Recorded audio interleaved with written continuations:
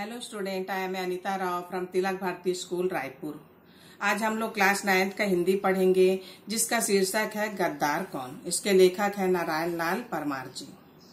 नवलगढ़ राज्य में प्रतिवर्ष दशहरा का त्योहार बहुत ही उत्साह से मनाया जाता है और राज्य में मेला का आयोजन होता है। गांव के सभी लोग यथाशक्ति राजा को कुछ न कुछ उपहार देते हैं।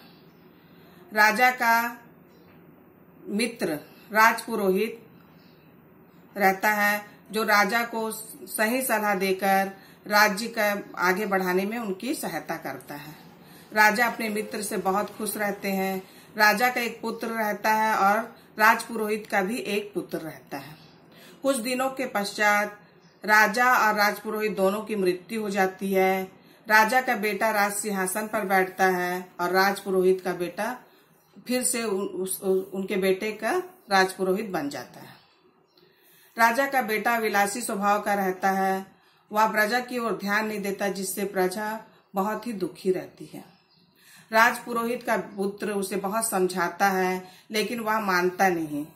राजपुरोहित के पुत्र द्वारा बार बार समझाने पर राजा का पुत्र बहुत क्रोधित हो जाता है, अतः उसे दंड देता है।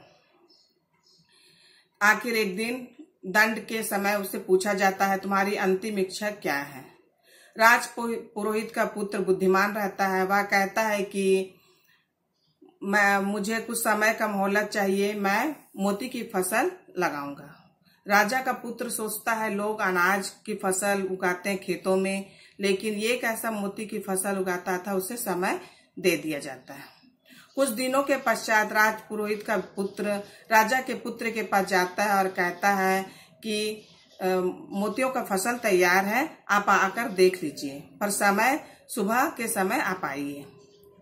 राजा का पुत्र अपने चटुकारों के साथ मोती की फसल को देखने के लिए आता है और पूछता है राजपुरोहित के पुत्र से कि अरे मोतियों की फसल कहाँ है।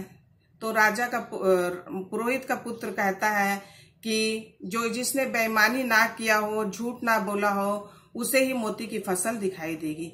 इतना सुनना था, राजा के चटुकारे वहां से भाग जाते हैं। राजा खड़ा रहता है।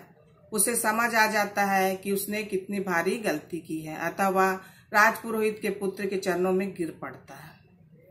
इसीलिए कहते हैं कि जहां भी ज्ञान की दो बातें मिले, सुनने के लिए तुरंत ग्रहण करना चाहिए। आज के लिए इतना ही। धन्यवाद। नेक्स्ट चैप्टर में फिर मिलेंगे।